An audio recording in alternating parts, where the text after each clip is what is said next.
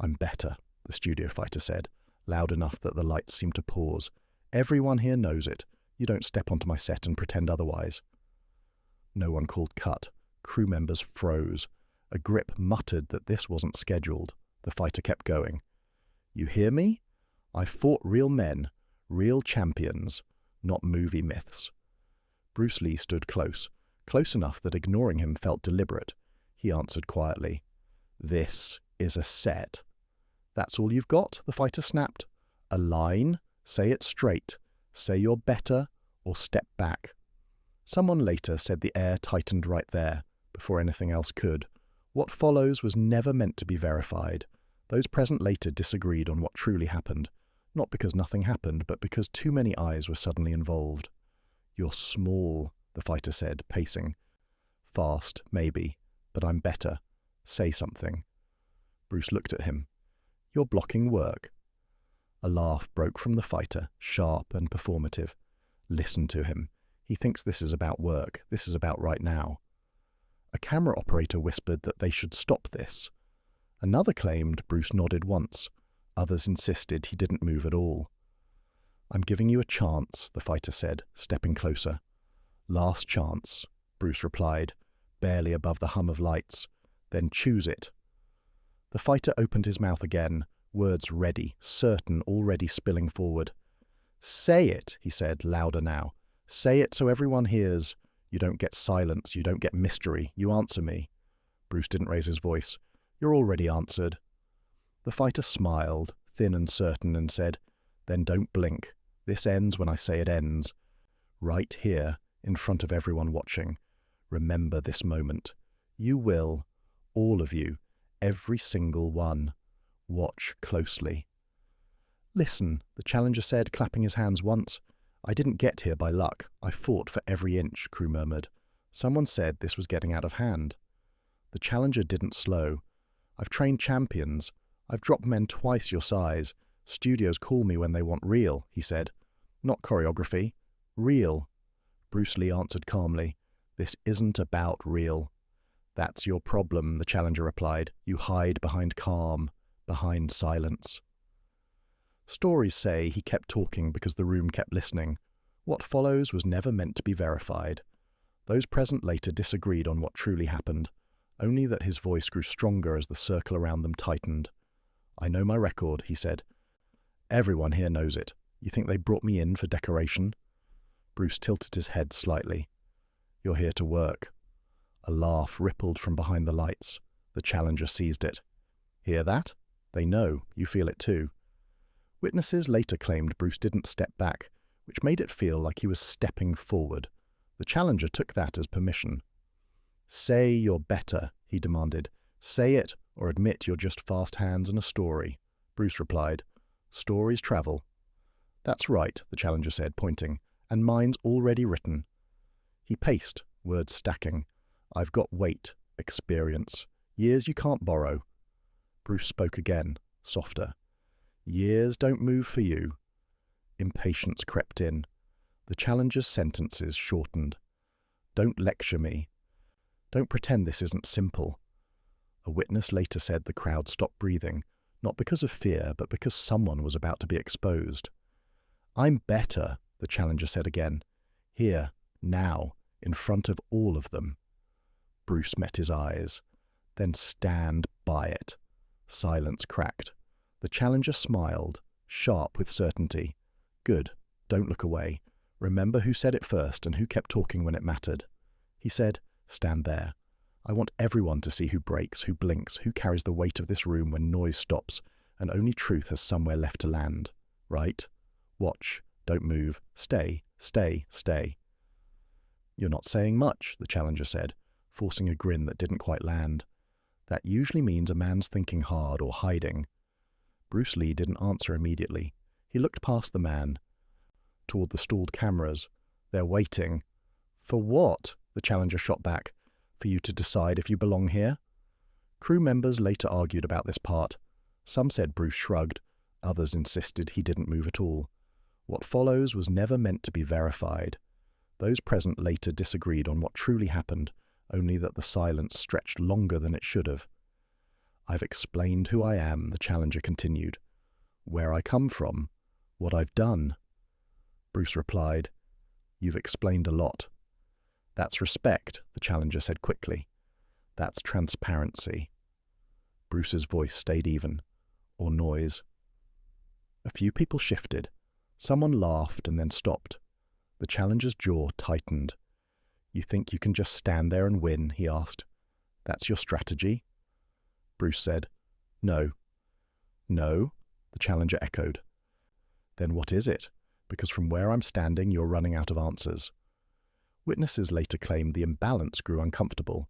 The challenger kept talking, not because Bruce provoked him, but because he didn't. I trained when you were still figuring out who you wanted to be, the challenger said. I've been hit harder than you can imagine. Bruce responded. Then you learned to endure. That's it, the challenger snapped. You hear yourself. You sound like a pamphlet. Bruce's gaze stayed steady. You sound rushed. The word landed wrong. The challenger laughed too fast. Rushed. I've got all day.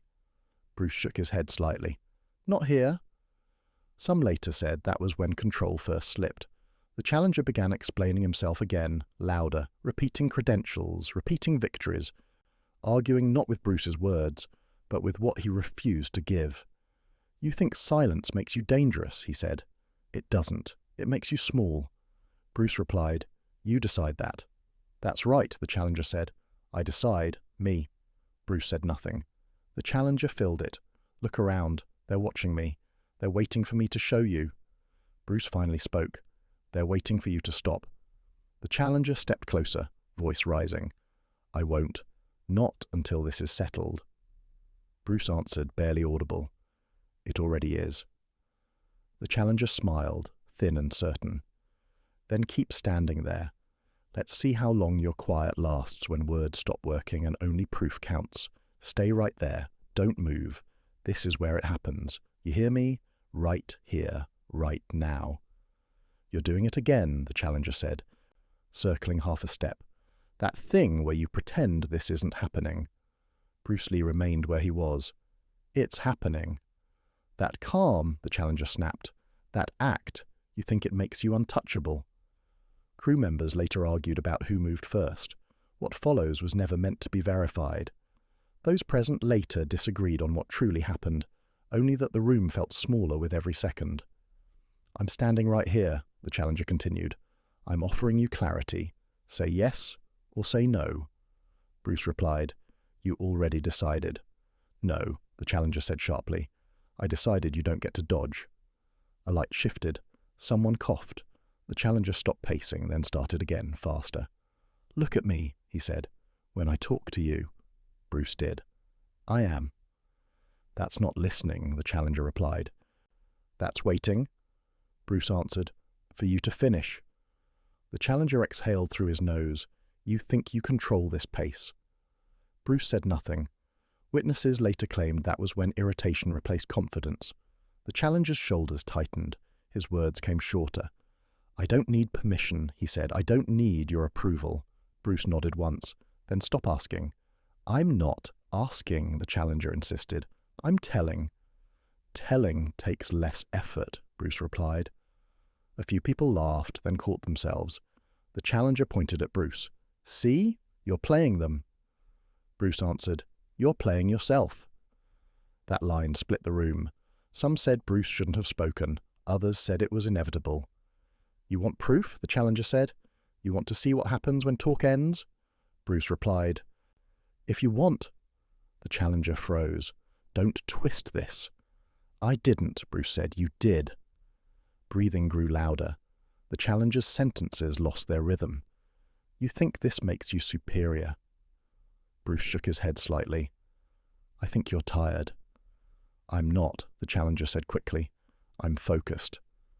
Focus doesn't rush, Bruce replied. That was when witnesses began contradicting each other. Some claimed the challenger demanded a demonstration. Others said Bruce adjusted his stance barely enough to be noticed. All versions agree the balance shifted before anything obvious happened. You're not going to hide behind philosophy, the challenger said. You're going to show me, Bruce answered. You're showing enough. The challenger stepped closer. Say it again. Bruce didn't. Silence stretched. The challenger filled it, voice rising. "I won't stand here forever," Bruce replied, calm and even. "You don't have to." The challenger's jaw clenched. "Good." He planted his feet, eyes locked. "Then don't move. Don't blink. This ends when I move it forward. Everyone's watching. Remember that. Every second you stay quiet, this gets heavier. Feel it. This is where control slips, and I decide who it slips from. Right here." "Fine," the challenger said. "Enough talking." Some swore he said more. Others insist that was the last clear sentence. What follows was never meant to be verified. Those present later disagreed on what truly happened. Only that time seemed to narrow. "You ready?" the challenger asked, voice tight. "Because I am." Bruce Lee didn't step back. "You already decided." "That's right," the challenger said. "I decide." Witnesses later argued about the count. Some said it was faster, some said slower. Most agreed it was short enough to miss if you blinked. The challenger leaned forward. "Watch this," Bruce replied. "I am." "That calm again," the challenger said, breath sharper now. "You think it saves you?" Bruce said nothing. Someone later claimed the challenger smiled first. Someone else said he frowned. Someone said Bruce shifted his eyes. No one agreed on that part. "Here," the challenger said. "Now." He moved, or he thought he did. Stories anchor the moment to one detail. As he drove forward, his breath broke unexpectedly when his weight arrived where the ground was not ready for it. "That's impossible," someone whispered later. "I didn't see him hit." Bruce moved once, not fast the way people expected, not wide, just enough. "What?" the challenger said, words cutting off as his balance left him. Witnesses described confusion. "I didn't understand what happened," one claimed. "He was there, then he wasn't." Bruce didn't strike again. He didn't chase. He didn't raise his voice. The challenger stumbled, hands reaching for certainty that wasn't there. "Wait, no. 8 seconds, they say. Some swear it was less. Some say longer. But it ended the same way in every telling." Silence. The challenger stood frozen, breath uneven, eyes searching Bruce's face for an explanation that wasn't offered. "That didn't count," he said quickly. "You didn't," Bruce replied quietly. "It counted." "No," the challenger insisted. "You didn't fight." Bruce answered. "You did." The room didn't cheer. It didn't gasp. It waited. "I wasn't ready," the challenger said. "You caught me off." Bruce shook his head once. "You were ready." Witnesses later said that hurt more than anything else. Not pain. Recognition. The challenger straightened, forcing a laugh that didn't spread. "That's it? That's what everyone's supposed to believe?" Bruce said nothing. "That was nothing," the challenger said louder. "Nothing happened." Someone behind the lights said, "Then why are you breathing like that?" The challenger snapped his head around. "Stay out of it." Bruce spoke once more. "It's over." "No," the challenger said immediately. "No, it's not." But he didn't move again. The 8 seconds passed into memory, already stretching, already changing, already turning into something people would argue about later, because they couldn't agree on how something so small could end something so loud. The challenger finally said, "Say it wasn't real." Bruce didn't, and that silence followed him longer than the moment itself. The challenger exhaled sharply, running a hand through his hair. "Ha," he said, voice uneven. "That wasn't even." He stopped mid-sentence, eyes scanning the silent crew, the witnesses frozen, trying to anchor meaning where there was none. "Nothing. Just a trick." Bruce Lee watched, calm, still, saying only, "It spoke for itself." "Spoke for itself," the challenger repeated, brow furrowed. "Don't give me riddles." Stories say he laughed then, though some insisted it was forced, a mask for sudden doubt. "I've been ready my whole life," he said, louder, as if declaring it to the room. "You can't, just—" His voice faltered, leaving gaps the silence of the set filled. Witnesses later disagreed on what followed. Some claimed he backed a step, recalibrating his pride. Others said he stood firm, trying to reclaim what he thought he had lost. What follows was never meant to be verified. Those present later disagreed on what truly happened, only that the energy shifted, uneven, uncertain. "You're quiet now," he said finally, snapping his head toward Bruce. "What are you thinking?" Bruce replied softly. "Nothing you need to know." The challenger's jaw tightened. "Nothing?" His voice dropped to a low mutter. "I don't understand. I had it, didn't I?" "Depends on what it is," Bruce answered. The challenger shook his head, pacing a step forward, then stopping. No, this isn't how it was supposed to go," Crew murmured. Some tried to explain what they saw, gestures rising, hands waving, but the words tangled. "He moved so fast," one whispered. "Or not at all," another insisted.